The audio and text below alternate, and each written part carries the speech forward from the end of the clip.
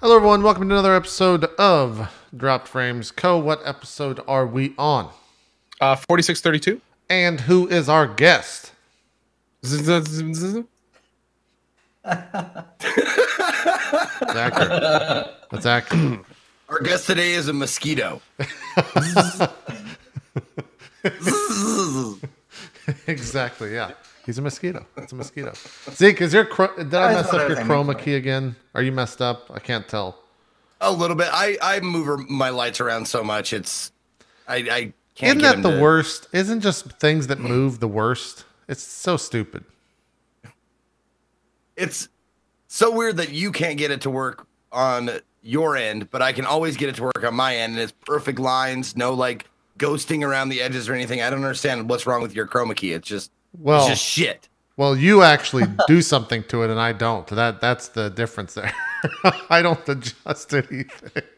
Oh, you don't adjust on the fly. Yeah, you don't take the effort. Yeah, you don't put in the effort to make it look good. I guess because I mean, Co's and Ziz's look great, and that's just default. So they're bringing their A game, Zeke, and you're down in the Sea World. All right, you need to bring it up. He's bringing the Montana game. The Montana game. Yeah.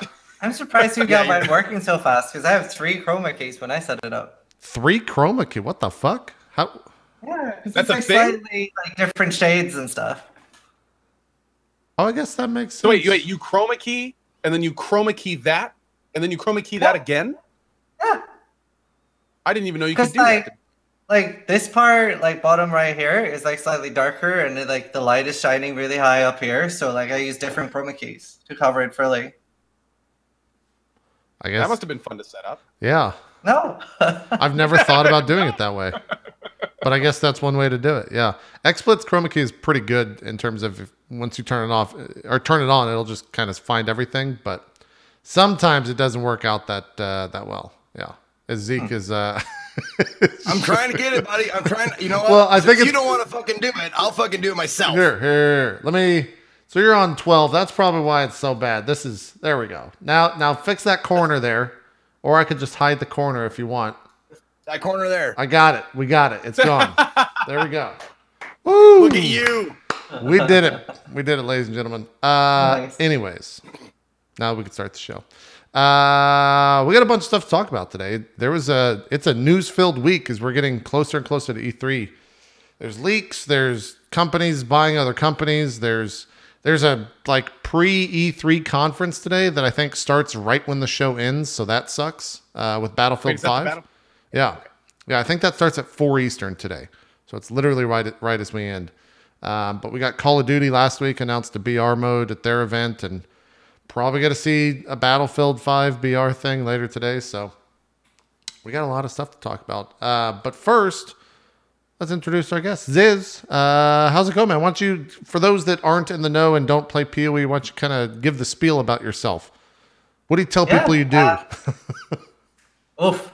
I just say I play video games all day. So my name is Zizrin. I mostly stream Path of Exile, which plays in like last 3-month league and then like starts over and over again. In the last month, I usually try to dabble in some other games. Right now I'm doing VR and stuff like that.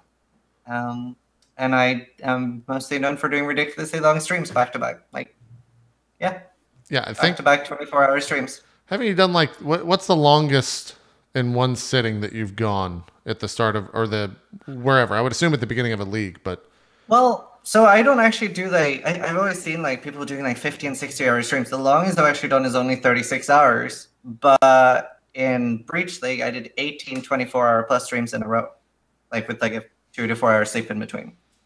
Good God, it's a lot. That's a man that's really dedicated. Like Breach. Yeah, that's a man that's dedicated to his craft, his game for sure.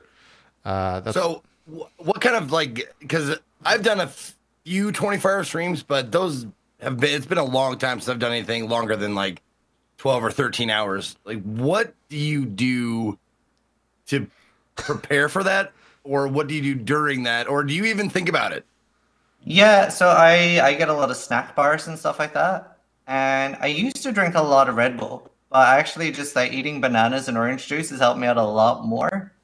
Like you crash pretty fast on Red Bull. but it helps a lot. I usually do have like a couple of Red Bulls.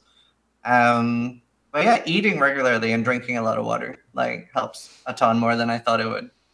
And like it's so much easier. Like I couldn't do that right now, but it's also like the start of the league, it's all the competition and stuff like that. So you get super hype. Yeah.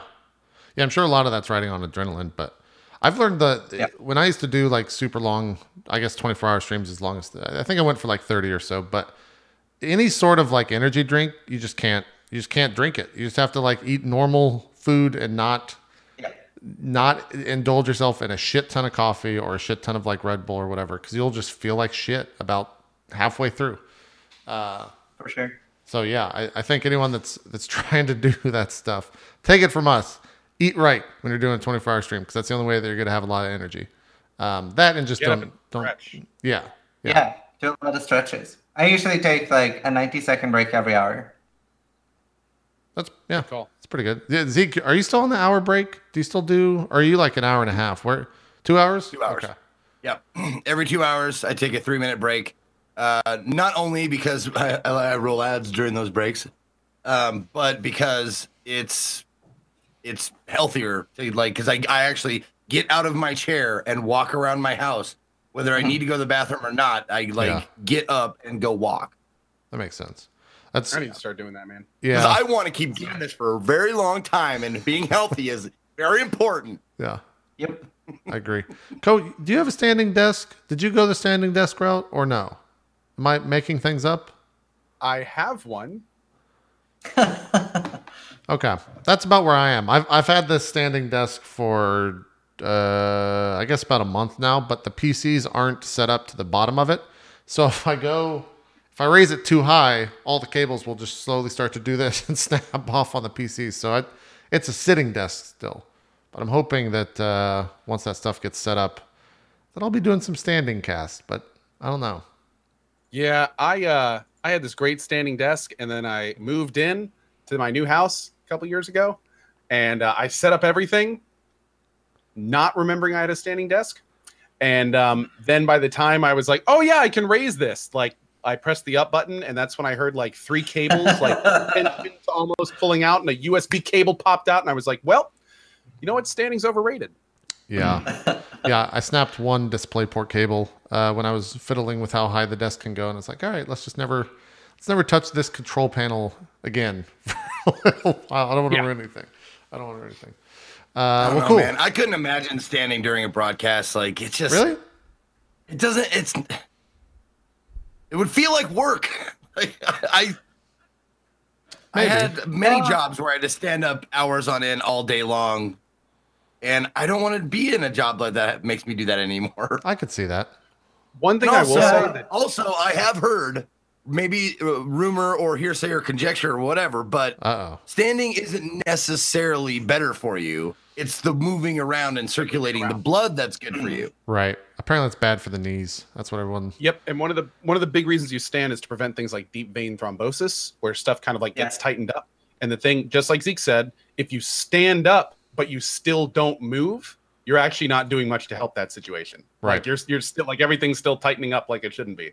So, but also something kind of interesting with standing desks that I found is a lot of people don't realize when you're using a mouse and keyboard how much, like, nobody that I've talked to doesn't rest their wrist on the table. Yes. And you can't really do that when you're standing. You can, but it doesn't feel right. So like, especially if you're doing like first person shooters or games that require like a lot of precision with mouse clicks, it's really tough to do that standing up. Controllers are a completely different thing. When I was using a standing desk at my old house, there was a period of time when I would only do the standing if I was using a controller. That's fine. But mouse and keyboard, man, that's tougher, especially for aiming and stuff. Yeah, that makes sense. I guess you would have to kind of like sit in on the desk or stand in on the desk if you want to play like an FPS so that you can have the wrist support. But anyway, well, doing wrist exercises is really important anyway, though. Like, yeah. Do you do your day 9 exercises? Is that what you do? I just Googled RSI exercises and just started doing those like every hour, every 2 hours. It's like so important. Just like stretching out like that and stuff. Yeah. I always see whenever streamers say they do like wrist stretches, they're like, oh yeah, I watched the day 9 video he did years back, and he just goes like this and goes like that. That's what I do. Yeah. Yeah. Apparently it works. But Anyways, if you want to go watch the video, just Google day 9 hand stretches, I think. And that's where you can check them out. They're pretty good. Anyways, speaking of day 9, yeah, just real quick, someone tweeted at me. There's a stat. I don't know if it's true or not or whatever, but there's no. I mean, it seems legit. Okay. No, it seems legit. Okay. I wouldn't bring it up if it didn't seem legit. But there's a stat page you can go to see who has been subbed the longest on all of Twitch and to its streamer. And of course, day 9 was probably one of the first, and he has the top 5 slots or whatever. Yeah. But I'm on there. I'm number 19, not with my sub, but or people subbing to me, but my sub to Man vs. Game. Oh, nice. 81 fucking months. Jesus. Oh. Yeah. So who's number 1 then? Is day 9 number 1? Well, day 9 has the top 3 or 4 slots, if not more, and then Tally is in there as well. Because the reason that I came to Twitch is because Twitch went to Sean and said, "Hey, we'd love for you to bring your day 9, whatever his series was they did for StarCraft back then, over to our platform." And then Sean told me to bring State of the Game, which is StarCraft podcast that I did, over to the platform. So I think he was one of the first people to get a sub button on the on Twitch as a whole, which was a long the day 9 daily. I don't know why I blanked on that. Yeah, that was a long fucking time ago. That was whatever you said, 81. What's the longest one? 85, something like that. I'm trying to find it, but it's I think it's 86 is what chat's 86. saying. Yeah, there you go. 86. 89. That's crazy. Yeah. I've got I think the longest on my channel is a 68 or something like that. I don't think I'm in the 70s yet. But yeah, I'm so coming wait, up Ziz, on. how long have you been on Twitch? I started streaming October 2015.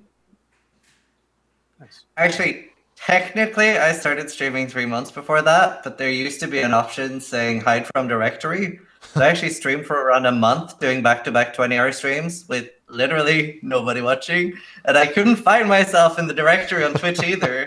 And I kept talking to Grinding Gear Game support and being like, "Here, I'm showing up on the ladder," and they're like, "Yeah, that's weird." So I had 5 or 6 viewers because I'd given out the link to friends, but no new people ever came in. So I was like, this really isn't working out too well. Did you? I didn't even realize that was an option. Yeah, I didn't either. I didn't either. I don't know if that's still an option today. Did you start out streaming Path of Exile, Ziz, or were you? Yeah. Okay, that's what you started in. Gotcha. That makes sense.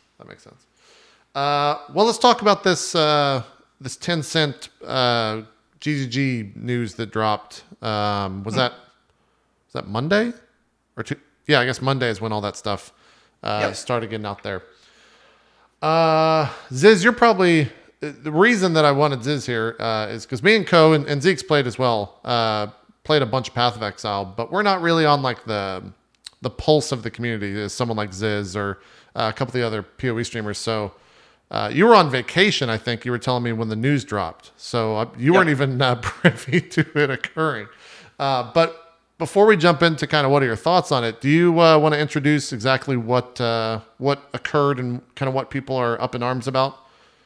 Sure. So basically, Chris made a big Reddit post saying that Tencent now has a majority share in Grinding Gear Games, which before it was spread out with, I believe, Chris had 40% and a couple of the other developers, I think Eric had 30 or something, but yeah, different developers had, together they had a majority share. And then Tencent has bought them out and they are now 80% and Chris now has 14. And they made a big informative post. It was very, very well written, informing everything. As always, there's always going to be a lot of panic around stuff like this. I remember all my friends were saying. Before you continue, there's a lot of Chris is one of the lead devs. Yeah, Chris that's Wilson. Sorry. Yeah. Sorry, please keep going. Yeah. So basically, they made a big post saying what is changing, what isn't changing, and there's been a lot of other games which this has happened to as well. So we do have a lot of information about why everything has happened to similar situations, especially in the West. So for those of you who don't know, Tencent is a very, very big games company The or biggest. company in China. Yeah, the biggest company. They're the biggest in China. the world. It's sort of comparable to Amazon, I'd say. Yeah. For the West. Yeah.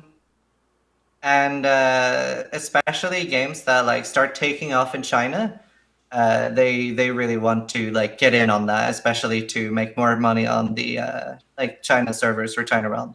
Right. To kind of go in on that a little more, they own a couple of social networking products. I forget the name of them.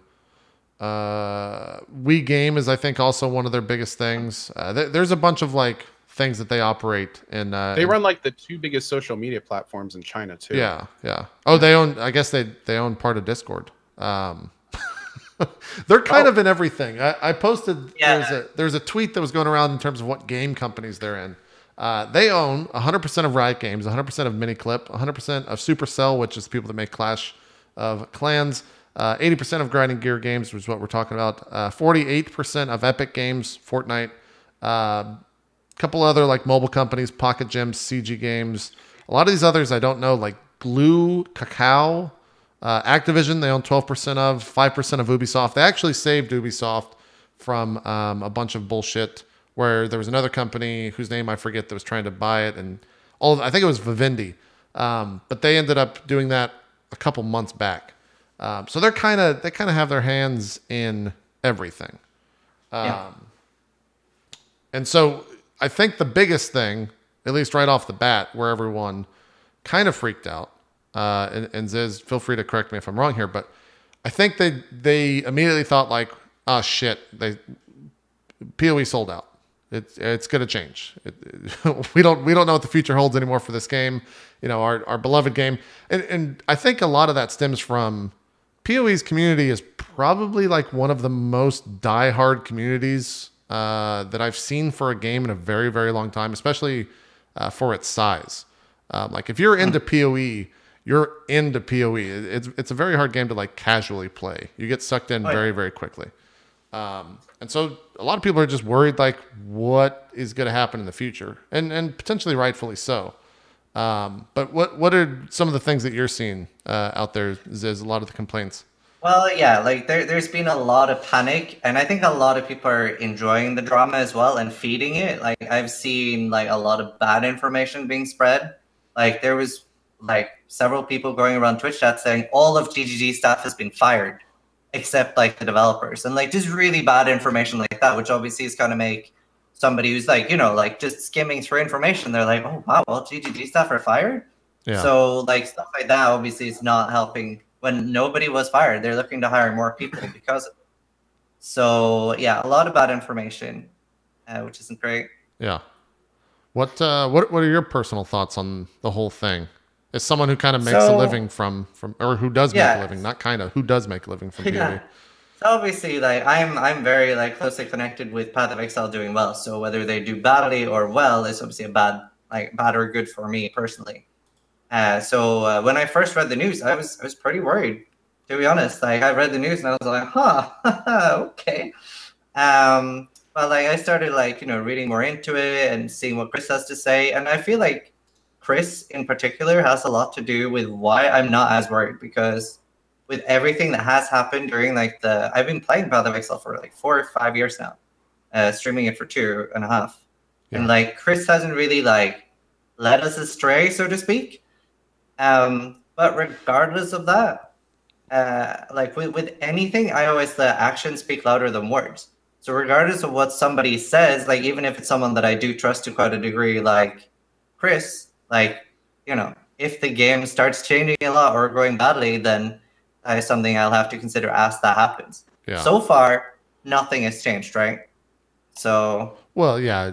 It's been 48 hours, right? The thing that that I think is unfortunate, but it doesn't really matter because they technically sold off 80% of the company, so they probably got a nice paycheck for that. But the thing that sucks in regards to that is if anything does go wrong with PoE, the immediate blame is going to go to them selling 8% of the company, regardless of if that has absolutely like if this next league sucks horribly everyone's gonna be like, oh well, that's obviously these changes occurred because Tencent bought the company, right? Like that's what sucks. That's very similar to how it was with the Xbox, though. Like a lot of people panicked when the Xbox news were out, and like people felt like they were using all their resources and expanding into Xbox. Yeah. So people were posting like, "Oh, thanks Xbox," like every 30 seconds. Yeah, and I can already see like, the memes are gonna pop up anytime like the game crashes or anytime there's server lag or server oh yeah, Tencent fucking they're just ruining everything. Right. Like that's gonna be the thing. Like the main thing that Tencent wants is, particularly since it's growing so much in China, they want to make sure that they're getting 100% of that revenue, because instead of having to pay stuff to GGG, they can just get all of it. Right. So especially as a long-term plan, it's a very solid move. Like from what I can understand about Tencent so far, they're not looking to make like a quick buck or like looking for an immediate return on investment. They're always thinking like very long-term, like 5, 6, 10 years. Yeah. What is the, for people in not aware, the PoE Chinese client is a thing that's pretty different from what everyone else is playing. Can you kind of go into exactly what's different and if GG has like talked about that before in terms of why they're developed in different paths? Yeah, so you got to remember, like they're both like the West and China are very like different communities and different cultures. So, for example, and obviously this has been memed about quite a lot. The China realm, for example, has some pay-to-win options. Mm-hmm. Like there is actually a resurrect from death, but that does not work on hardcore. That's another like misinformation that people have been spreading a lot. Because you can actually resurrect a character when it dies in softcore, but you have to pay $33 or I can't remember what the exact value is, because there was a lot of memes going around the $33, but somebody that plays in China said it was 8. But either way, like that only works on softcore, from what I understand. So it is very, very different communities and stuff like that. Like in all the games that Tencent has touched or taken over, like you never see that they're like changing stuff like that on the Western part. Sure. Like the Asian market and the Chinese market, like they are a lot more friendly towards like pay to win. Yeah, that makes sense. I think the other thing that a lot of people are, I don't know if they're necessarily upset, but talking with Ko the other day, I think he kind of made a strong point in the sense of these supporter packs that people have purchased in the past. I think both me and Ko, and I know Ziz as well, have. I think I'm easily over 1,000, maybe over $2,000 invested into the game. I don't know where Ko's at. When I say invested, we've bought supporter packs for the game. I don't know where Ko's at. Ziz, I don't even want to take an attempt to see how much. I'm on around 3. Okay. Not too bad.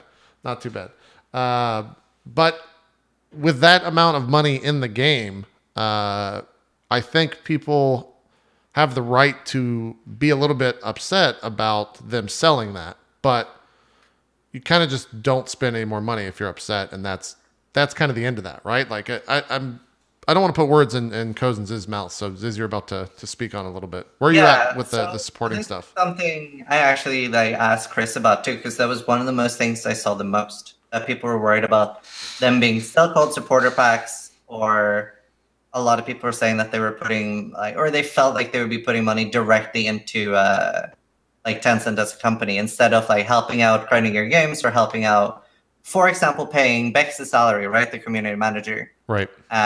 Which obviously has a lot more of a personal feel to it. But I talked to Chris, and like he was saying that like money used on supporter packs and stuff like that, they're still being used into like future leagues, future development of Path of Exile. They're like, it's not like if you buy a $500 supporter pack, you're not giving $400 directly to Tencent. You are still helping running your games and supporting the company.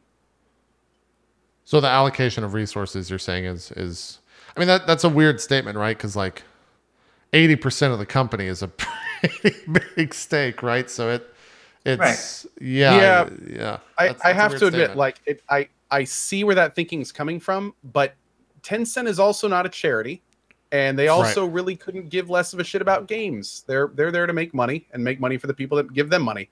And they just bought 80% of this company. Yeah. So I would argue that when you buy a $500 pack, there is a sizable amount of that going directly to Tencent investors. after this. Like it's no longer all GGG's money. Like the money that goes into GGG, a large percentage of that is now Tencent's money. So, I mean, that's very different from how it was pre-Tencent. That's like sizably different. Like me and JP were talking about, like I might buy more packs, but it's not going to be the same as before. It's not the kind of, like before it was like, hey, this is a really cool company that has a really well-made free-to-play game. Like I like supporting this. This is why it's okay that I put $500 into this. I don't have that feeling anymore. Like I don't feel like I'm supporting this really great little free-to-play company anymore. I feel like they're supported. They're fine. They have a giant Chinese investor that now has bought 80% of their company. They don't really need my $500 supporter packs anymore. Yeah. I don't know. Well, it's they kind of do, right? Because it's a free-to-play game, so they still have to make money. Yeah. Otherwise, Tencent's going to be like, fucking get out of here. Like, we don't...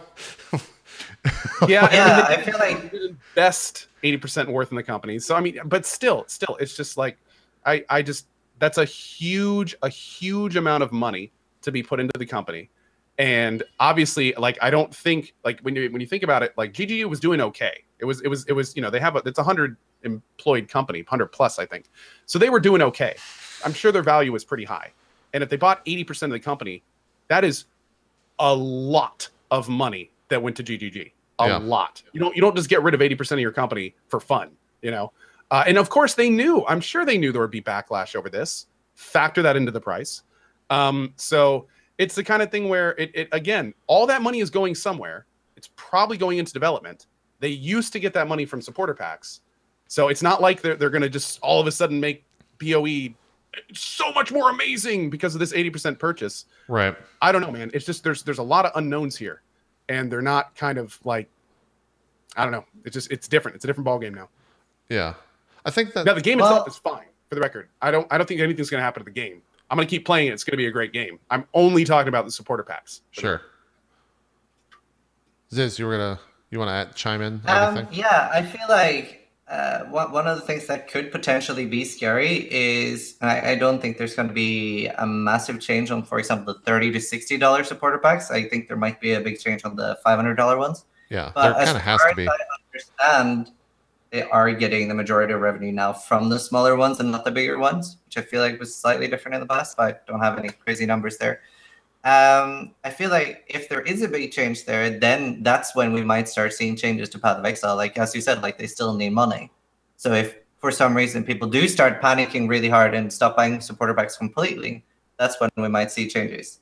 Yeah, it's definitely, I think what it comes down to, and I saw this mentioned in the chat, is, and I'm curious how you guys feel about that, or about this. When I bought the $500 packs, I knew when I was buying those $500 packs, the things that I was getting in return for that $500 pack was not worth $500 to me.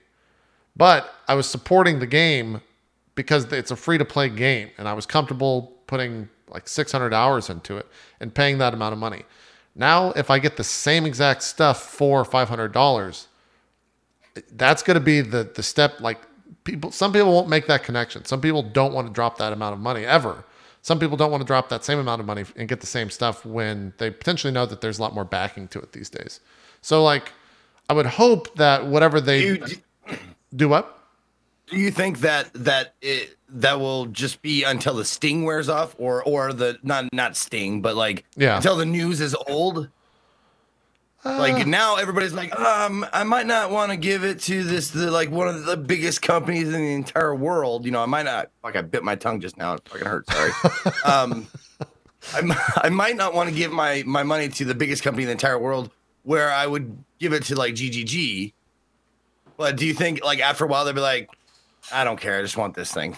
If whatever they decide to throw into those packs, then yeah, I think if like they up their game in terms of what you get for the amount of money that you put into it, then potentially they could even sell more. And maybe with the additional resources being pumped into the company, they can, right?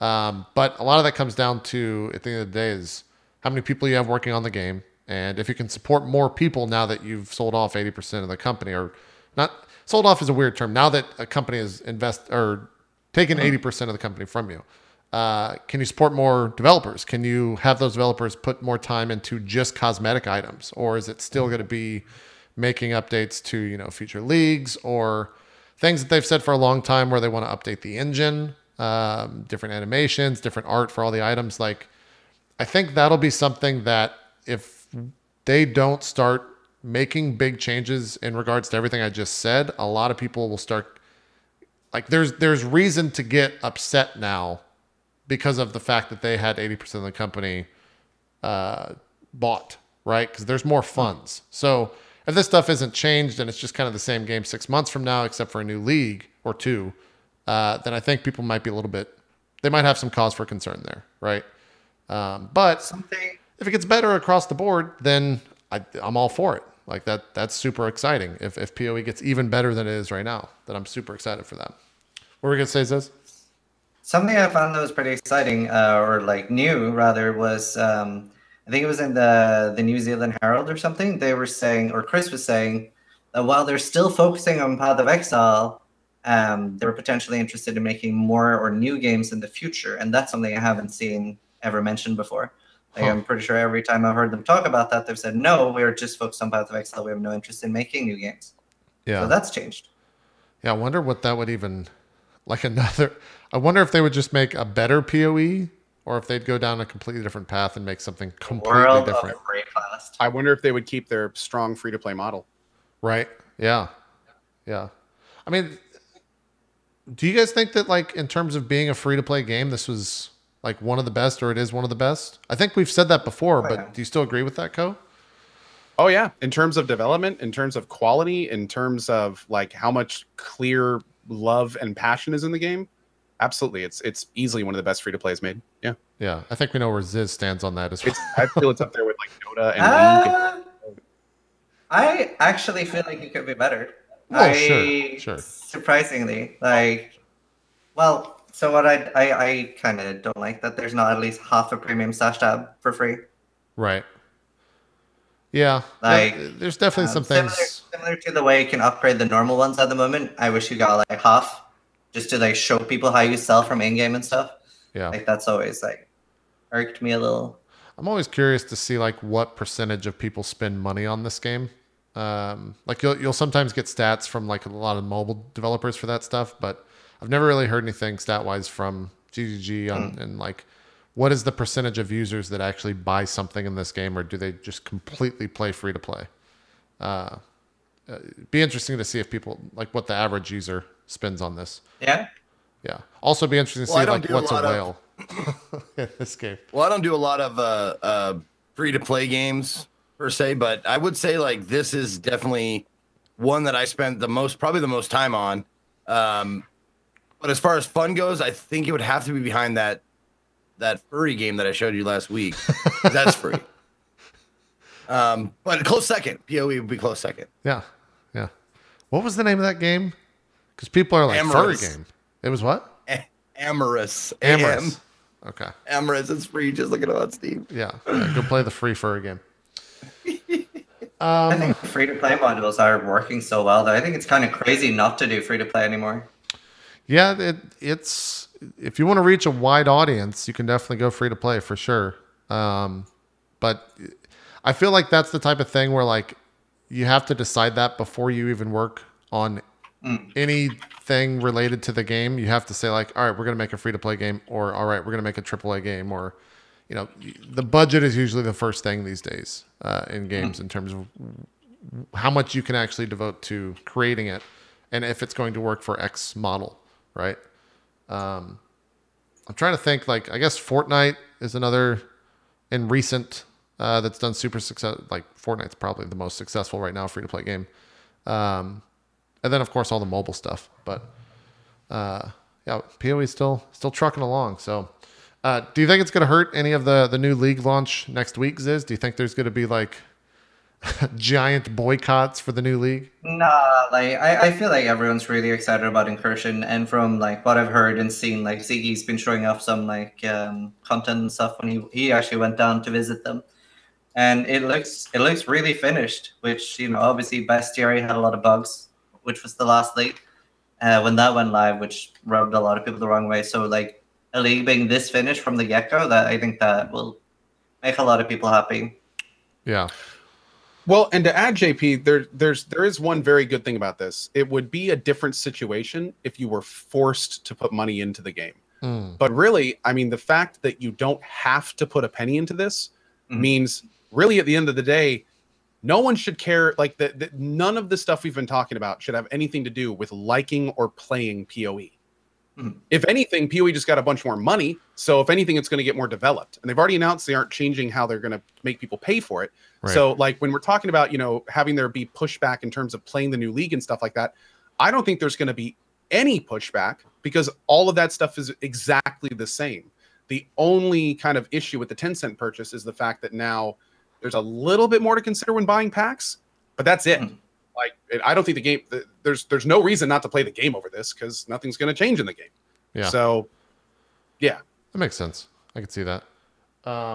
We can spend a little bit of time talking about the new leagues. How familiar, have you gotten a chance to like see what's going on next week? And So basically the TLDR is in every single area now. There's this woman who will like offer you like the opportunity to go back in time, where you're going into like the old Val Empire, and you start like building your own pyramid basically. So you're building your own dungeon, which I know Ko is very excited for.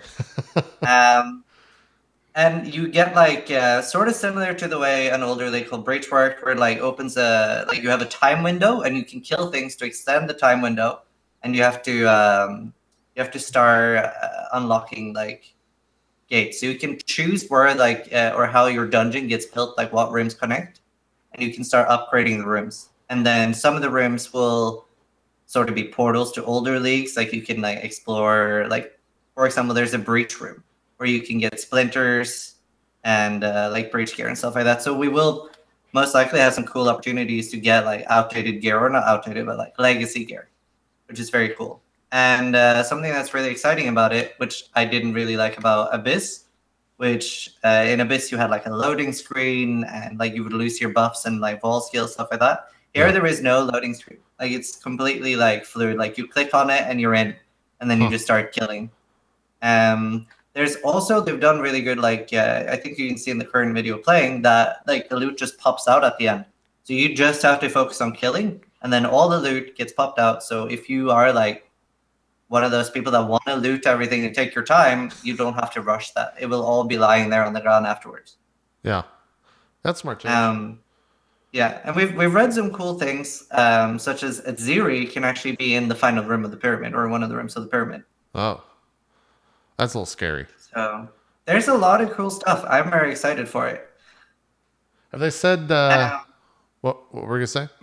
Well, the only other thing I was gonna say was there was a lot of people who don't necessarily. Sometimes there will just be people who just don't like a league mechanic, right? Regardless, and those people usually don't like in-your-face league mechanics. Like for example, bestiary. Like the beasts will be there no matter what you do.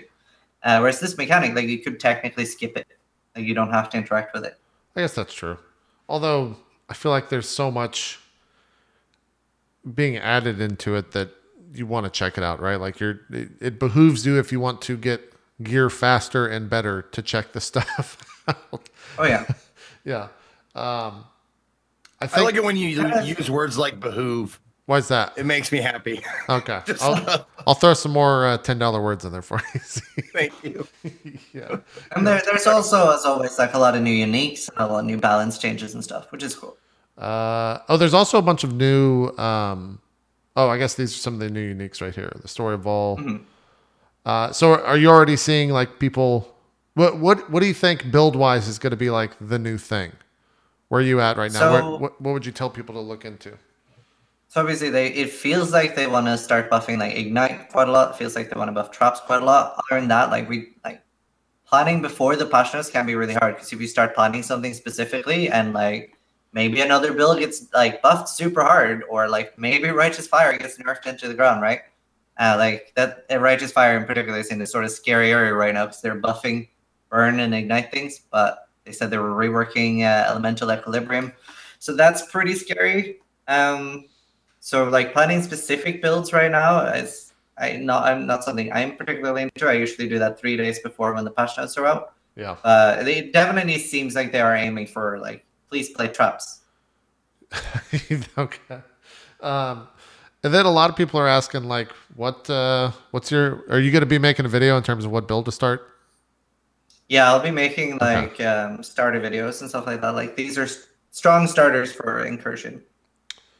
Well, cool. The full details are up on PoE's site for both the Tencent stuff as well as the new league, which starts next Friday at like 3 or 4 o'clock. Is that? I always forget what time they start. Do you know the exact time, Zeke? Oh, well, right there. So, 4 Eastern next Friday is when it begins. Yeah, if the math checks out. Nice. Are people still upset, by the way, about patch notes coming out like right before the day?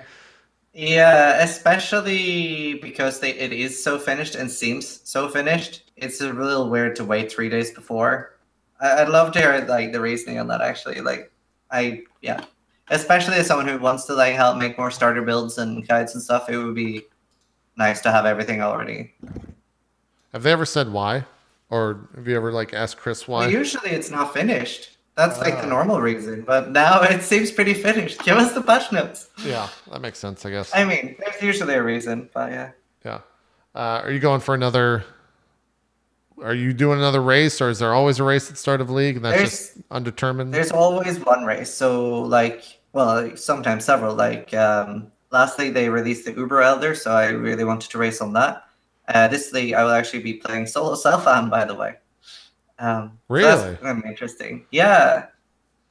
What's the reasoning for that?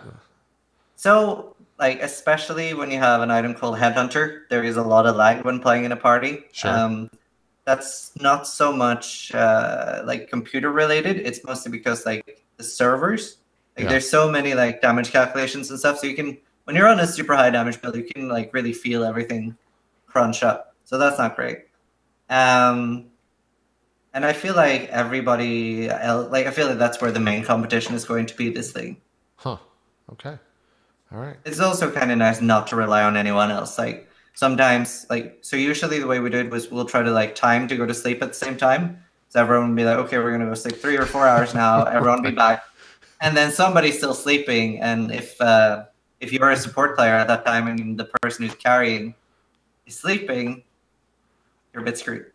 That makes sense. Yeah. For those not aware, not in the PoE lingo, SSF is solo self-found. So you basically only use items and things that you find yourself, and you only play by yourself. And you also have to be, you must be smug about it. Oh, yeah. You have to be smug Yes, about it. yeah, exactly. Yeah. That's actually, part of the thing. Yeah. When you go to select SSF, it tells you, like, please be smug. Please agree to these terms. Exactly. And you have to gave the attribute Prius driver, vegan. Yep. Yes, I was about to say. It's sort of like being a vegan CrossFit or something. Yeah. Exact CrossFit. Vegan CrossFit. I love it. Exactly. Like, yeah, I do CrossFit about 3 times a week. It's doing pretty good. See, but I'm doing keto now. The main, it's keto. The main thing I don't Suzuko. like about it. The main thing I don't like about it competitively is like if people of like similar skill are playing in a trade league, like say if it's like me, Havoc, Steel, and stuff like that, like some of like the good racers, and we're like, for example, a Headhunter, right? It's like one of the best items for racing because it like makes you so fast. Right. Like we can all get that within like 7 days. Like some people might get slightly luckier and have it within 5 or 3 days, but you can guarantee that you will get one just based on knowledge. Sure. Whereas if you're playing SSF, like say we're racing against each other, you could get really lucky and get something crazy, and I could just get nothing. Yeah. And then it becomes less knowledge based and more random. On the flip side, though, isn't there a little bit of excitement there, right? Because like maybe you get a crazy fucking unique to drop while you're leveling, you just remake and make a brand new character, use that item, and et cetera, et cetera. That's definitely one of the best things about SSF. Like it can definitely increase the longevity of the game, which is one of the reasons I play hardcore to begin with, because I do usually play for all the 3 months. If I play on software, I run out of content pretty fast. Yeah. And yeah, like when you do finally get something big, that is very exciting. Yeah, for sure. Do you think at the end of the league you'll swap your SSF to a normal character, or are you just gonna purely go I SSF haven't for 3 decided. months? Yeah. It depends a lot about how the league is. I really like crafting, so like being able to sell and buy things is pretty big for me. Yeah. Well, we'll see. We'll definitely be watching to see what see if your luck continues, because I feel like every fucking league launches and it's like, oh my god, Ziz found a fucking mirror and 6 linked and 4 links and I was just you took my interjection away from me. Like the one thing I know, Yeah. I was gonna ask, how many mirrors have you found? How many mirrors have dropped for you in your I career? found 2. Two? I found one when Okay. I was streaming, and one like 2 years before I started streaming. But the one I found while streaming was shared with 6 people, so it was actually like it's a rare event and like barely ever happens, but it wasn't like that much like currency in the game. yeah. If you find a mirror, would you get out of SSF? Or would you just be like, oh, I got a mirror now, whatever? I would probably just have it sitting there and have people ask all day, "Hey, how'd you get that?" Sure. Oh, this? That makes sense. That Let makes me sense. tell you. Uh, Watch And then you this pull clip. it. Wait, you mean this here? Is it good? Yeah. What's it do? That was my favorite thing when Dan got his mirror last league. Yeah. Is he just like trolled all fucking day with it? Just he would even like pick it up and like click and then like hover over the delete thing. Be like, never mind. And he didn't know and drag it back in there. It's definitely a lot of fun. So For those of you who don't know, mirror is just like a super duper rare item in PoE, and that's like one of the only references that I get when they talk about this stuff. it's like 1 in 20,000 hours or something like that is the Well, estimate. it's actually funny that came up because I actually had a YouTube comment like 10 minutes before this started complaining about the Mirror Collider, because in my I have a beginner guide and I say that it drops approximately every 30 to 50,000 hours played. Yeah. And somebody was like, wait, what? Oh, okay, never mind. I'm not playing this game. And I like tried to explain, like, sort of like hitting the PoE jackpot. Yeah, pretty much. Co, you're playing the league, right? You'll be playing next Friday or playing at least sometime? Yeah, I do. Okay. Mm-hmm. I think it's our Definitely plan time. on checking it out. I think it's our time, Co. really hope that it grabs me more than the last one. The part that really bugs me about the last league is I can't tell if it was the league or maybe I was just personally PoE'd out. I agree. Like, I didn't know. It's so conflicting because a lot of people agree that the last league was like, so I'm kind of like, I'm erring on that side, and the new league sounds really cool. So I'm hoping, I'm planning on diving back in with both feet, and I'm hoping it'll grab me again. I love the feeling of having PoE in my life because it's a bottomless pit of entertainment. Yes. And there's always something to go do. Hey, I got a free 30 minutes. Okay, let me go do a map real quick. Like I love that feeling. It's like when you're playing an MMO actively and you just like every second you want to fill with it. I want that feeling back, and I hope the next league will bring it to me, but we'll see. Yep.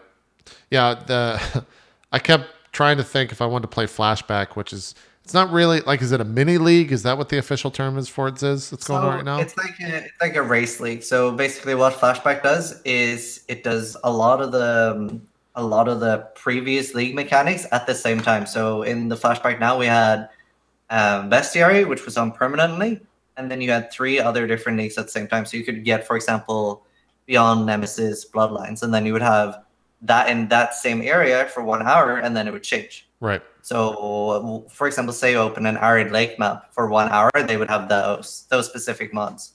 Yeah. Was it generally received by the community pretty well? A lot of people enjoyed the Flashback stuff? Flashbacks are always very popular, and like they give out like race rewards, which this time they did give out for top 10 of every ascendancy on like normal demigods, and then the top 3 got like alternate art demigods. So like they're like sort of like race trophies. Nice. They're not particularly great items, but you can like show them off. That's cool. Yeah, I'm hoping that I quit so early on in Bestiary and I didn't play Flashback that like I'll be fully back into the PoE grind next Friday. It also sucks because on that Saturday I have to go to a wedding. So basically I need to get a How much do you like him, GP? Yeah, well, it's my girlfriend's dad, so it doesn't really matter how much I like him. Like, I gotta go. I've got similar stuff happening in the league, and like I plan my life around PoE, so I'm assuming the next league's going to be in September, and my best friend's getting married in September, and I'm like, have you thought about changing the month? I've heard September's a bad month for marriage. Yeah, Come with the stars and the houses of the. I don't know, but may want to do it in October. Yeah. Just have like a.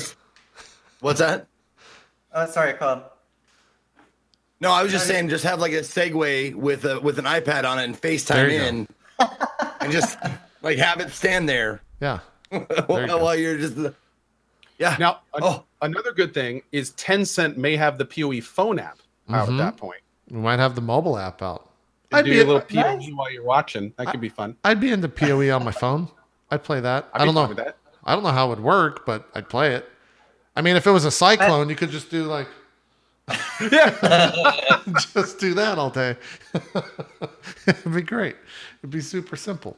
Everything else would be impossible. It would work on an iPad, a multi-touch with iPad. I think you could do it. Yeah, maybe so. What we really need is virtual reality Path of Exile. There you go. You want to be able to see those items in 3D right in front of you. You know what I'm saying? Yep. I want to be a cyclone building that. Just be like, you have to physically spin. Yeah, that'd be great. That'd be great. Well, I'm going to use that segue, and we'll talk about some VR stuff, because Ziz, you've been playing, waiting for the new league. You've been playing a VR game by the name of Beat Saber, which kind of like sprung up on Twitch this past month. I've watched a bunch of people play it. It's actually the one game that I actually want to set up a VR for to play. That and the new Star Trek DLC. But I'll pull up some footage. How are you enjoying Beat Saber? It's crazy. So especially with how like especially like the long streams I do, like sitting for me has become a problem. So even just standing up for like 30 minutes or an hour at the end of the stream and playing Beat Saber has actually been really, really good. I've actually been feeling a lot better. Like, and it is an insane exercise, especially for somebody who's not in good shape. Yeah. Oh God. I wish. Okay. I wasn't prepared for this. Are you playing? Is this the hardest difficulty, or what difficulty is this? This is just hard. Okay. I think. But now I'm playing on expert. So yeah, this is. Or when is this from? Your first stream back after vacation. Right. Oh, this might be expert then. But like some of so you can actually get custom songs for this. So people are like making their own songs, and like some of the tracks, especially like Dragon Force, is insane. I've seen that before, yeah. Like your wrist is just like flickering. It's that crazy. Like I have no idea what kind of hand movements you need to be able to do that. But yeah, like there's some of the songs where you're basically moving your whole body because you're trying to dodge stuff at the same time you're slashing these. So it's a lot of fun. I've really been enjoying it, especially as somebody who like doesn't get to move that much. So, damn, dude. How accurate do you have to, like, to me, it literally just looks like you're a spaghetti man just doing this shit. Like, how accurate do you actually have to be? So the way it works, like, it's several modes. So I started off by just practicing, like, you'll see some of the boxes there just have, like, a circle in the middle. Those you can slash no matter what way. Like those, you just have to have your lightsaber in front of it, basically. Right. Whereas the ones with arrow keys, you actually have to slash in like the same direction. And on top of that, you have to have like a full swing. So if I'm just swinging like this with just using my wrist, I'm probably only going to get like 30, 40 points. Whereas if I can do like a full swing, like a really fast one, then I can get up to 110 points. Oh, okay. I didn't know that it was momentum based. Yeah, so that's why you can see there I'm absolutely dying. Like I that's probably how all four of us or the other three of us would be. So. Your poor hair gel. I can only imagine what that must feel like sweating down. Yeah. Yeah. Oh, it's horrible. Like I had like a towel during like 2 or 3 bottles of water that stream. How's that work? How's that work with the VR band? Is that just a nice filled like sweat slab just right here on your forehead? Funny you should say that. So the one that it comes with, is like sort of like rubbery. It's like foam. It's like foam. So that's like a nice sweat absorbent. That thing is like squish, squish, horrible. So I actually bought a new one. It's like a leathery thing, and that is actually really good. Like it doesn't like absorb the sweat. So it doesn't like, you don't feel completely filthy. I definitely have to shower after every single time I play Beat Saber though. I've heard a lot of comparisons to DDR. I used to play. I've probably put in like 2,000 to 3,000 hours of DDR in like an arcade setting. Would you say this is like VR DDR? Yeah, definitely. It's very, very similar to like DDR, and yeah, it's been really fun. Like I don't think I've had so much fun in a game in a long time. Like it's got that that fresh feel. It's something completely different. Yeah. And I actually feel really good since doing it. Like I really feel the exercise. I think I've lost 3 kilos since I started playing it. Nice. What does that mean for normal people? 2.2 times. It's 2.2 pounds. 7 pounds. Okay, some 7-ish pounds. Nice. Yeah. Well, yeah. As you can see, like these are all custom songs that I'm playing, and people are making like everything. So literally, is that like when I think of like music games like this, I go to Audio Surf, especially for like custom songs, where I would literally just pull in a normal or like any song and then would just build the level for it. Are these these songs that people actually have to go in and make themselves? Okay. So they actually do have to make them in like an editor, as far as I understand. Like I used to say a website called Saber. Okay. And yeah, it's been pretty easy. Like you just have to like download this like patch, click that, and then boom, everything goes in the game. Like as soon as you put it on the folder, just got to restart each time you put in a new song. It's just one file for the song that includes the MP3. It's like a folder. Okay. So you download like a zip file, extract it, and boom, you're ready to go. It's super fun. Yeah. I seriously could watch this if you just took the top left of the camera and dragged it all the way to the other side of the screen. Like seriously, I'm barely even looking at the game. I'm just having fun watching Ziz. Like, can you imagine just seeing what Ziz is doing without the game? That'd be amazing. I want that. Somebody, I'll try to tweet it at you later, but somebody actually made a GIF of like me playing the game, but like changed like face emotes, and it looks like I'm playing drums basically. Oh yeah. So it's pretty good. Oh god. Oh no. Oh, I can't believe you've Mouth done open. this. Look at the mouth open. I love it. I love the. Stop. Now imagine seeing this and not knowing about Beat Saber. Just be like, what is this guy doing? Man, So, this brings Is this one of those new sexy VR games I've heard about? this brings back I had so many DDR memories for me, because like if you're not actually understanding of what DDR is, it's just some fucking idiot jumping around on a like weird platform. This looks exactly like that, but about 5 times worse, 10 times worse. So about that, like there's this thing where something fell down and it's like blocking my nose. So I actually couldn't breathe through my nose at this point until I corrected it. Oh, Jesus. It's like a plastic bit. And I was like, okay, I can't breathe it's like through an my 80s nose right music now. video now. It is, yeah. Yeah. I really want to play this Oh, game. wow. It seems really fun. The thing is, like, I could never do like a 10-hour stream on this. Oh yeah, no, there's no way. I'd do like maybe 2 hours and just be fucking dead. Like I'd have to just stop. You know what, JP? I've never seen a VR game like this before. It actually really works well having him kind of translucent overlaid on it, because you see the exact movements in the game that he's making. Well, one of the that's things, really cool. One of the things in this game, I don't know if Ziz, you messed around with it, but I've seen people, they actually have different viewing modes for it. You can actually set up to where it looks like you're in the game and your hands are doing this and actively like actually hitting the blocks. If you have like a green screen set up. If you go to YouTube and search for something called Live, I'm pretty sure it's called. They've been advertising. They're selling like this like green screen box, but it's like $3,000 or something if I remember right. Like pretty expensive. I'm pretty sure you could like you put some effort in, like do it yourself and like just buy like 2 or 3 green screens and set it up. But like the problem is like my green screen isn't big enough. Like you can see in the background there, like there's no way I'd be able to set it up properly. Yeah. The way it works is you can set it up so you have more of a third-person view on your self view, and it looks like you're actually cutting the arrows. Like, it looks like you're in the game. It looks really polished and really cool. Yeah. That is cool. That's one of the reasons I want to play it, because I have like a green screen room, basically, where everything, like ceiling, floor, whatever, is all green. So I want to play it and do that, but I don't have that much room. Like, how much did you see yourself moving around, Ziz? Like, were you pretty confined? I actually wish I had more room for some games. Beat Saber hasn't been too bad, and it's just arm movement, I guess. Skyrim, yeah. Well, actually, you do have to dodge a little bit, but it's still like you only need like I'd say like 2 by 2 meters. But I played something called Super Hot, and I felt like I had to move around a lot more there. That game's I incredible. didn't really like that because of that. Because I actually knocked over several things. I was like, okay, I have to move so much in this game. Yeah. But yeah, I would say my area is fairly limited, and you can see it's not like small on that screen. I have like exactly like the bare minimum area you need. Okay. You can do like there's a mode when you're setting up that you can have like stationary. So like say you only have like a 1.5 meter by 1.5 meter area, you can still use it and stuff. Gotcha. I'll look up to see what that actually is. Wow. Or we gotta So say, somebody just linked that thing you were talking about, and that is crazy awesome. here, do you have that link that you can paste in Skype? Yeah, I'll drop it in your chat. Okay. Oh, dude, that is So it's basically a really green cool. screen cube with lights on it. Yes. Okay.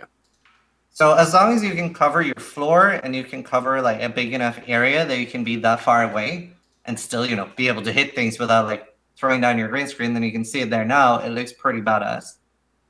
Does it show what this actually is somewhere, or is it? Is this just the behind the scene, or I mean, No, like this behind is- the person? Pretty Does this sure they only don't work actually. with like is this fine tuned for Beat Saber? Or does any VR game work with this? Any beer. The video shows guy playing Fruit Ninja Ah. and other like shooter games and stuff like that. It like puts the gun where it's supposed to be in your hand Huh. and the blades and shit like that. Yeah. That's cool. I mean, This looks like super it looks badass. really cool, but it's not like $1,000 cool. Like Yeah, it's not something I'd want to put 3K into. VR is just not there yet. Like it'll be several years. That's the thing. So I thought I've always been like excited for VR, but I thought it was gonna be something where I went like, "Oh, this is amazing" for like a day, and I was like, sort of gimmicky. But I put it on and I was like blown away. Yeah, that goes away though. Like we were all kind of, the three of us were kind of the same when we did our VR excursion last year, or maybe the year before. But there's just not enough, at least then, maybe there is now, there just wasn't enough to like keep the three of us interested in like a week to week thing. Right. It's also a bitch to stream sometimes. Like sometimes you just don't want to fucking sit there and deal with all of it. Me and Ziz were chatting about this a little bit before the show, but and also like VR is so close to being done well, but it's not quite there. Like the cables and just the weight of the headsets and the screens just aren't quite right yet. And you know, it's not there. It's just, it's right. It's on the edge of the precipice looking at the future, but it hasn't jumped off yet. Yeah. And, yeah, it's just like you said, JP, it's just not quite ready yet. It's on the way, but it's not quite there. Yeah. Yeah, I feel like especially for streamers, it's like a pretty good thing to like maybe do at the end of. I mean, it depends on the game. There are some games you can play while sitting, or like that doesn't require you to move around a lot. But especially things like this is really fun for like, oh, like stream's ending in around an hour. I'm gonna play some Beat Saber. Sure. I can see that. I mean, you can also turn it into like a workout regimen on the stream, right? Or a physical activity. I shouldn't say workout. Some people this would be a workout, but a lot of people it's just physical activity.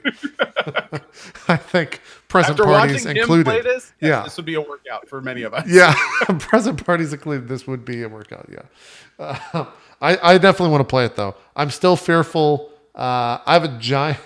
It sounds so weird whenever I say this, but I have a giant pole in the center of my room. I'm fucking be so worried with just smashing my hand against it. I think You have a giant pole going down the center of your room. yeah, it's a support beam for the house. Because I'm in sure the it is. basement. Yeah. Yeah. But I've watched like Strippin play this. He sits pretty close to his desk. There's multiple times where you'll just hear like, "Fuck my hand." I actually knocked like a water bottle all over, like almost hit my PC, and I was like, no. So Yeah. that was pretty scary. I've This song is actually pretty hard. Which one is it? The music, is this a custom song or is this an actual song? Yeah, this is custom. So this Here, I'll play is some custom music. I can't remember. Well, it is an actual song, but it's like custom made for Beat Saber. This is not one of the standard ones. now they call it Beat Saber, of course, because of lightsaber Star Wars stuff. Is it like associated with that, or is it just like we just call it Beat Saber because you'll know what it is? I mean, are they Sure, associated actually. with Star Wars at Don't- all? That's an interesting question. I don't think they are. I think it's I a don't think Polish so. group, if I remember correctly. It's a Polish dev. I I think it just happens to be that it looks like lightsabers. Yeah. Okay. I think that's a happy accident, for sure.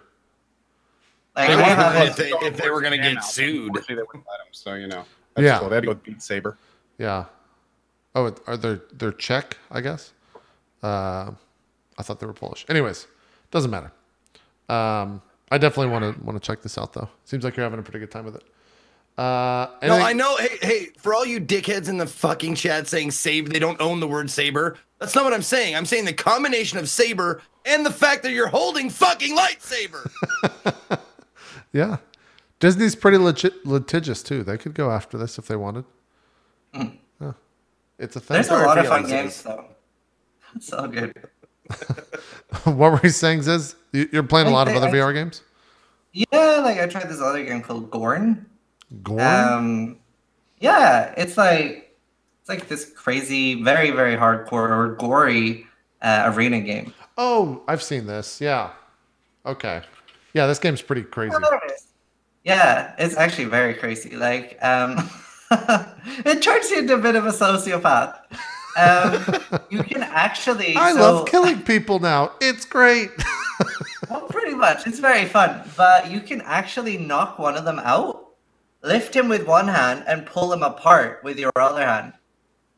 So like the first time I found it out, I like held like both the body parts over my head and I screamed like, "Are you not entertained?" And then you can like, as you see, there's like spikes on the wall. You can actually like throw them. I think that's what I'm doing here now. Yeah. Like, yeah. oh, just casually. I like how you didn't throw them. them. That was just a cat. You're just like, I'm just gonna set you here, and we're just gonna go. And then he looks at his hands. Yeah. What have I done? Oh my god. Well, that's actually me reading chat. That's like how I read chat in the game. Yeah. It's very fun though. Sure. Yeah. That makes sense. No, I saw you like you had like a rapier or something, and you just stabbed a guy, and you poked his heart out of his chest, just in that clip. You Just can do like that real with, life. Pretty great.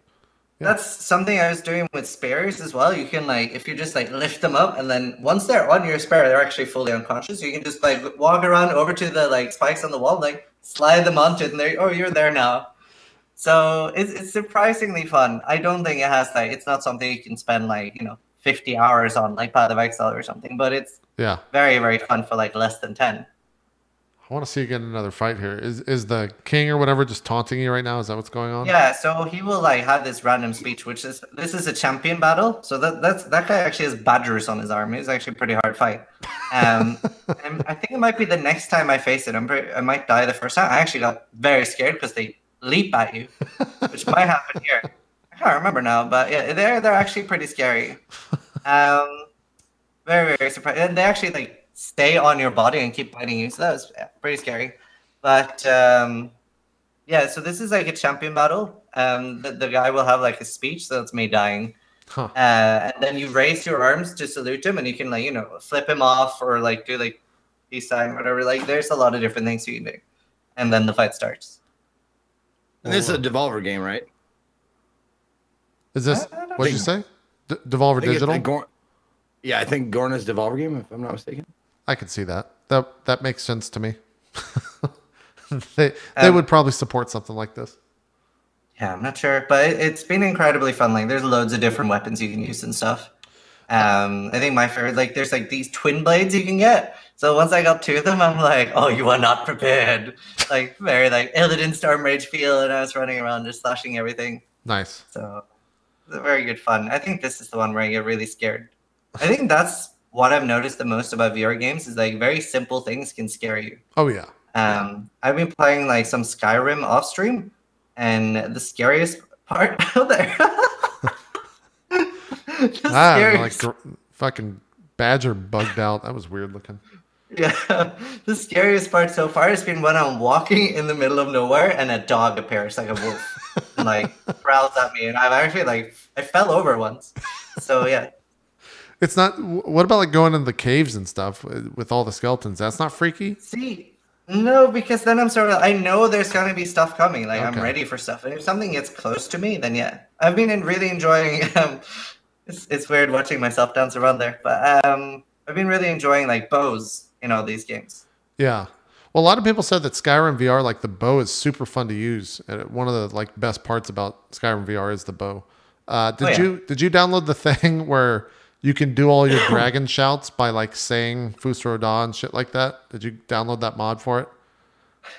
This explains a lot. So I didn't know that was a mod. Yeah. So I actually, as soon as I got it, I screamed Fusro as loud as I could and nothing happened. I was like, oh, okay. That didn't work. Yeah. Well, okay, that explains a lot, but I'm going to get it. Okay. Yeah, you got to have the VR mod for it. Well, cool. That makes sense. This game looks fucking bananas. What this and Beat Saber your favorite? What would you say is your favorite, like your top 3 right now for VR? Where do you rank everything? It would be Beat Saber, Gorn, and then Skyrim. Okay. Gotcha. I've had some issues trying to I've tried Fallout, tried streaming that, and Subnautica. Subnautica actually gave me the most unpleasant experience of VR so far. Yep. So something bugged out with the menus, and there was like 2 or 3 on top of each other. And it was sort of like a weird like 3D effect, but like started spacing out my eyes. And it's like the only moment playing games that felt uncomfortable. And like it was just a bug. And it like made my like eyes unfocused. And I was like, oh my god, please stop. I had to just quit the game because I couldn't fix it. Yeah, I think Co had some issues with Subnautica, but this was like a year or so ago. Long time ago. Yeah. It's a shame. Did I you wish check that game out worked. Resident Evil 7 when it came out? Have you checked No, that out I haven't yet? tried that yet. A lot of my, a few of my mods wanted me to play that. And I am going to be doing like a VR horror stream at some point, so I'll probably do Resident Evil for that. Yeah. I'm very jumpy. It's real good. Yeah. That's like that's the golden goose on my stream is like I'll never we've done multiple things. I had to sit here and be badgered about me hating charity and kids because I wouldn't play the game. And Zeke and Go kept saying that I just hate everything. So yeah. I'll play it one day. Just no idea. Just not today. Just not today. Or tomorrow. Or like in the next year or so. We'll see. That'd be the type of thing too. Now that I'm in, I have to like make sure that all the doors are locked to get into my room. Because I don't want like even a cat coming up and like brushing along my leg as I'm playing. I'd be like, fucking, I'm done. Like this is stupid. Yep. I'm out of here. Well, cool. That was my first VR experience. Actually, like a friend of mine was like, hey, do you want to try my, I think it was like Samsung Gear or something. I was like, yeah, sure, I'll try it. Just don't scare me. And then like 5 minutes into the game, he just grabbed both my sides and I just had like a Wilhelm scream of death and fell over. Yeah. Trust issues for a year. Yep. Now that person's probably not your friend anymore. Nope. Smart decision. We're about 20 minutes from a break. Co, you want to talk Conan Exiles for a bit? I know you've been jumping into that a shit ton this past week. Sure. How is it? Like there was a bunch of sponsored streams for this when the game came out, or what was the big update? Okay, so I played Conan Exiles about a year ago, and when I played it for about a week on a private server, and it was not great. It was really buggy. There wasn't a lot of depth to it. The world design wasn't very interesting. The building system had all sorts of bugs. The combat system was extremely lackluster. I mean, when I played it before, I didn't put a lot of stock into the game. In fact, I didn't like it so much that I passed up the offer. They wanted to sponsor me to stream it. I said, no, thank you. Yeah. And I just was going to pass it up completely. I wasn't going to stream it. I didn't stream it. In fact, for like the first couple of weeks, what it essentially did is it released. It is now on PS4 and Xbox. You can get it on there. You can get it on PC now. However, about a week went by, and I noticed that a lot of people were asking me, hey, are you going to play it again? And I kept on saying, like a mantra, I was like, no, I already played it. It couldn't have changed that much. No, it's not that interesting. But they kept asking me. And finally, one night I tweeted out like, hey, okay, I'm thinking about setting up, just taking a look at Conan again. Would anyone want to see this? And the response was surprisingly positive. Enough to the point where I was like, okay, clearly something has changed, because when we left Conan Exile the first time, everyone was pretty much ready to go. And arguably I streamed it a couple days longer than I could have. The game like kind of died on Steam, I think. Yeah, it was really, really rough when it went into early access, like really rough. So I went back about a week ago on a private server, on a sub server, with the intention of just seeing if it's changed. And sure enough, dude, they have the amount of progress they made in the last year is pretty stunning for a game of this type. Combat system has been fully reinvented. There's now combos, left and right attacks. You can swoop them into each other. Weapons have different special effects and stuff now. The world has been completely redone in terms of like what's in it, where you can go. There's a main quest. There's dungeons. Like you go into a dungeon and it takes you into a different area. Have you done the dungeons with a boss? What's up? Have you done any of the dungeons? I did the first one. Okay. Are they actually like what? How are they? Because I watched Shorty do one. It was like an instance. Okay. He was. Like, it was like an MMO instance. Which one did you do? Dregs. Is that the one in the lava? No. The lava area is not done. Oh, okay. That's why. Because like Shorty was bugging out all over the place in the lava one. Yeah. So what's that? We're gonna get to the downsides a little bit, but yeah. What was that? What's that big thing sleeping there? I don't know. It's some kind of world boss thing. There's a lot, like now there's a lot of really tough creatures spread throughout everywhere. There's like dragons and there's like a giant crocodile. There's like all these world bosses all over the place. Huh. But for instance, like there is some stuff in this game that is pretty freaking unique. And I don't think I'm going to spoil anyone here, but like for instance, the dregs. To get into the dregs, you walk up to it and there's ghosts and they're sacrificing this person over the stone. And you're just sitting here like, what the hell's going on? But then you can pull a mob from a nearby tribe over to the stone and kill it, and their blood fills up the pool and a door opens, and that's how you get into the dungeon.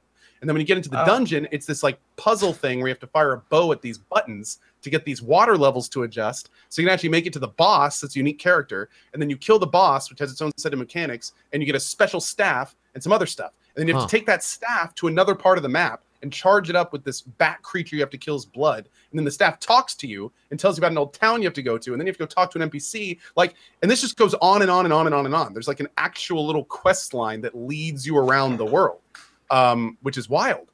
And there's just a lot of little stuff in it now that has really kind of made it interesting. Sandstorms are in. All the stuff there's a new feat system. The way that you kind of gain experience is different. There's a journey system, so you have like all these achievements that you can do, and each time you do one, it like not only teaches you like the different things you can do in the game, it also gives you massive amounts of experience. There's completely different biomes now. There's like swamp, jungle, temperate, snow, the volcano I never even made it to. This is like the salt flats area, the desert, the river in the beginning. The TLDR of everything I'm saying now, this game has gone from a complete write-off, in my opinion, to one of the better survival games at this point. This is free climbing. They added this in. You can just climb on anything now. It's a Zelda system. Oh, that's so cool. You lose endurance when you go up and down stuff, and you can just climb over anything you want. You can also grab onto walls falling. So if you're on the side of a cliff, you can angle yourself just right and then jump off the cliff. And as long as you hit the wall, you'll like slide down it, all ninja style, and then you can just like keep going and stuff. Moving around has become a lot easier. There's the map. The map is huge now. That looks big. And yeah, the building system has been dramatically improved. There's actually a siege system in. We played with that today where you can build trebuchets and like actually throw giant boulders to other people's houses. There's explosives you can put down that just blow up houses and shit. Yeah, it's a lot bigger, and there's a lot coming too. Now for the bad stuff. Combat's still a little bit wonky. The end game, which is the volcano in northern area, is just completely undeveloped. Beating the game doesn't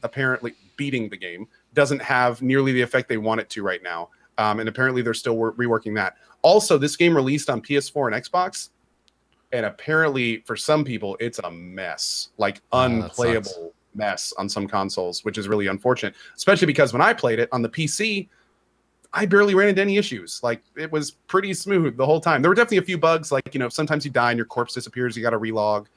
Sometimes you're running along and some of the stuff won't render in properly.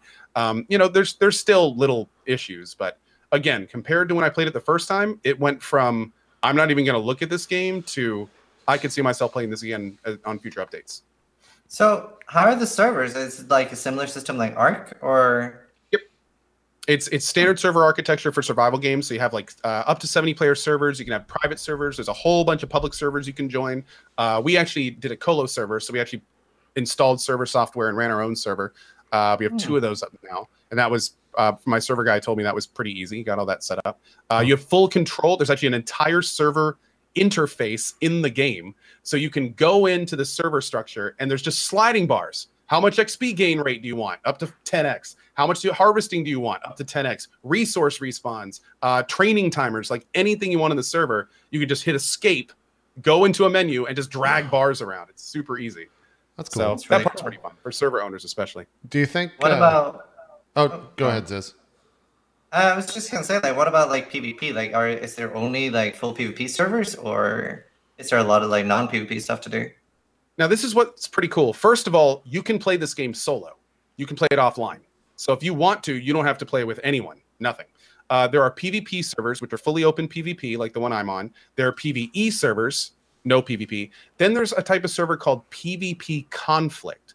And what those are is apparently you pick a side, and for a certain amount of time that people know of beforehand, you can only kill other players, not their structures, but only other players. Huh. So it's like a hybrid PvE PvP system where you can't lose your bases. I don't have a lot of experience on those, but from what I've heard from some of the people in my community, like they love those servers. They think they're the bee's knees. So they sound pretty cool. That sounds amazing. That's like I used to have an Arc server, and we got a special mod like that you could only damage structures between like say like 2 and 8 p.m. So like you didn't have to worry about your structures getting destroyed while you were sleeping. Yeah. So that sounds pretty great. What? Yeah, it's a lot of fun. What do you think the experience is for people playing not on like private servers or playing, I guess, what everyone else would be if you just downloaded the game and hit play? I have heard that the public servers are pretty unmoderated. Okay. So the public servers are not so great. However, just like Rust, just like Arc, there are definitely many communities that exist in Conan. And these are people that, you look at the name of the server and it has a web address. You go to that web address and it's like a full forum and website for that community, where people can post like a feedback on players. Like some private servers take it very seriously. And I've heard those servers are pretty great. There's also an RP community in Conan. Not only is there an RP community on Twitch, between like the Twitch RP, Darkside RP, those guys doing their thing. But there's also RP communities that aren't on Twitch that exist in Conan that are kind of like well known from what I've heard too. So there are good, just like Rust or Arc or those guys. They're good servers and there's bad servers.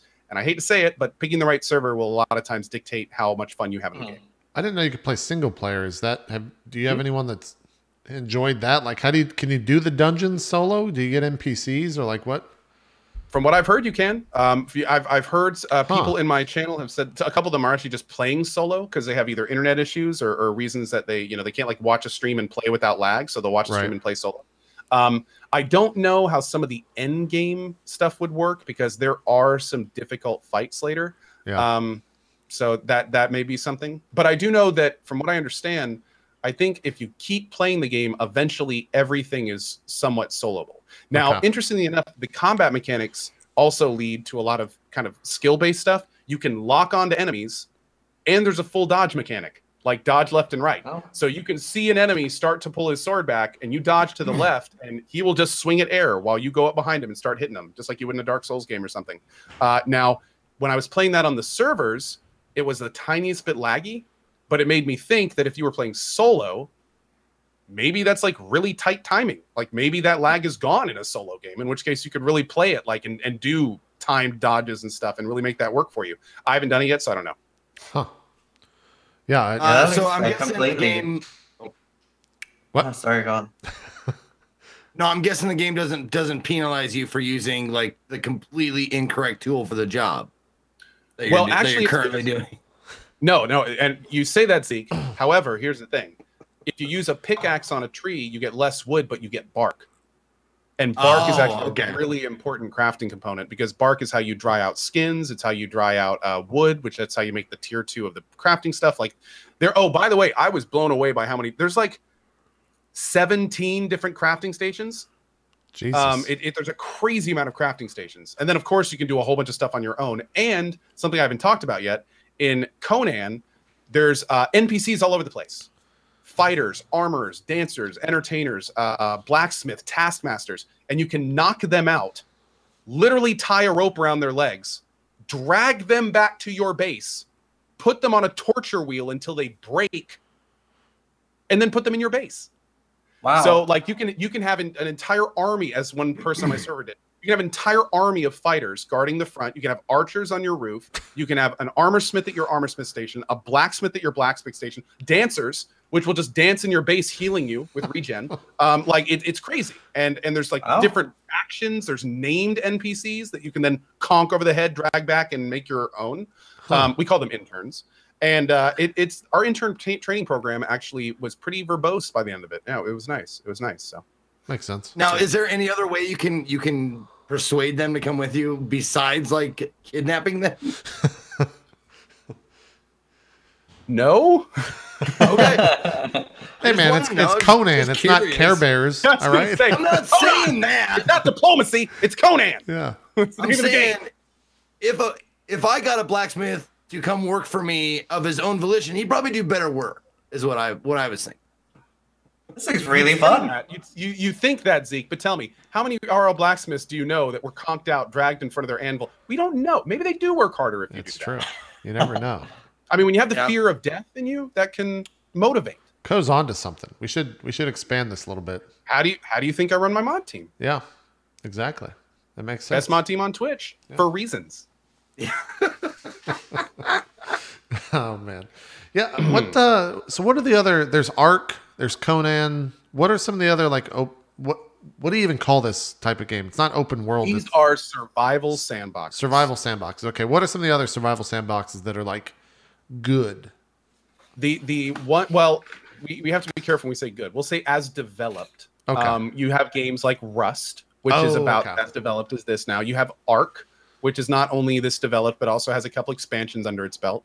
And arguably right now, those are kind of like the two big survival sandboxes. You could kind of argue DayZ, but that's not, I wouldn't call that well developed. Yeah. And, and there's stuff like that. There's a few others as well. No, now a lot of people would say The Forest, but The Forest doesn't count. 7 Days to Die is a great one, but The Forest is not so The Forest is a survival sandbox, but I should have been careful and say like large scale multiplayer survival sandbox. Forest you can only do with like 3 other people. So it's not quite the same. Okay. It's not quite the same. But when you're talking about like 50 plus players, 7 Days to Die, Ark, Conan, that kind of stuff. Makes sense. Apparently, you could argue Minecraft is that way too. Yeah. Yeah. Apparently, The Forest got single player VR support.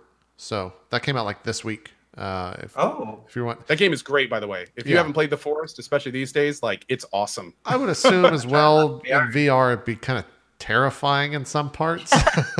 Because real quick to mention, there is also Citadel and Dark and Light, but those Dark and Light and Citadel both are still pretty much in like the cooking category. There's also Reign of Kings, but JP said well developed.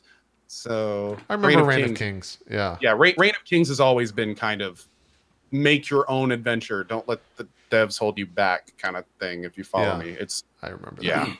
Yeah. I think if I pull up Steam, I think Conan's been on like the top 3 slots. I think in top sellers. Oh, here's the perk system, by the way. So every one of those can be leveled up to 5 ranks, and each one of those ranks gives like a relatively great ability in some cases. Oh, that's cool. So and I was level 50, I think, and I could only max out one of the ranks. Like it's meant for long-term play. I see. That's really fun. Yeah. Yeah, like I said, it's come a really long way, man. It felt like a different game from when I played it the first time. I know that. Go ahead. I tried it when it came out, and I played it for like 2 hours, and it was like, this is terrible. Yeah, it was terrible. The problem for me is I kind of go a bit too hardcore when I play survival games. Yeah. Well, you've got that addictive personality, so I can see that. I actually played Ark when it came out, harder than I streamed PoE the first month. I went pretty hard in Ark when it first came out for like 30 to 40 hours, and then I was like, all right, I'm good. I've played this game, and I've played all survival games now, and we're good. We don't need to play anymore. So I haven't jumped back into any of them. Like, it's just for me, like any game where you have like something to defend. Like when, for example, there's either structures people can destroy when you're sleeping, or with Ark, like they're dinosaurs. Like I would put like the speakers really loud. And like I would sleep on the other end of my bed so that my face was really close to the speakers, and I would sleep around 2 or 3 hours. And then if I heard someone destroying my base while I was sleeping, I would wake up and be like, oh, Wow. Oh, okay. You're gonna Okay. start destroying my base while I'm sleeping. Let's go. Let's go. Now, So- Zazarin, I want to tell you something that little I've come up hardcore. with while I've been streaming. And let me tell you, because this makes your life so much easier. If you're going to stream a game like this goes for anyone streaming. Get your own private server. That is your streaming server. What a streaming server is, and you let everyone know this beforehand, a streaming server is only up when you're streaming on it. When you're done, you turn it off until you get back on the next day. Then you turn it on 5 minutes before you start. That makes sense. And not only does it make it a lot more good of a viewing experience because your viewers are actually following along with your adventure on the server, but then every day when you get back, you're not worried about half your shit missing. Yeah. And that makes it a lot better. No, that's So- smart. That's just smart for sure. Yeah. I kind of like was off the survival games and never really considered going back, and then tried that, Yeah. and now they're a lot more fun to play. Yeah. That actually sounds pretty fun. Like, how would you say, like, how good is it to play with the community? Like, are there like passwords on doors that you have to give out and stuff, or? Not at all. It's just there's clans, so anyone you invite into your clan can use your stuff. You can lock or unlock things. It's actually a server setting, so you can decide if things are locked or unlocked. So it becomes pretty easy. And then, of course, like for us, we just set up some basic portals so people could get the password and stuff easily. And yeah, it was good. It was really good. That sounds really fun. Yeah, it's done surprisingly well too in terms of viewership on Twitch. A lot of people like watching this or playing alongside this. I think is a better way to state that. But oh yeah, I was late to the party, and my first day had 18,000 viewers. Yeah, and like that, I was late to that party. And it's crazy to think what would have been like if I had jumped in when it released. Yeah, I've seen a lot of people are super into it. Well, cool. I think we're due for a break.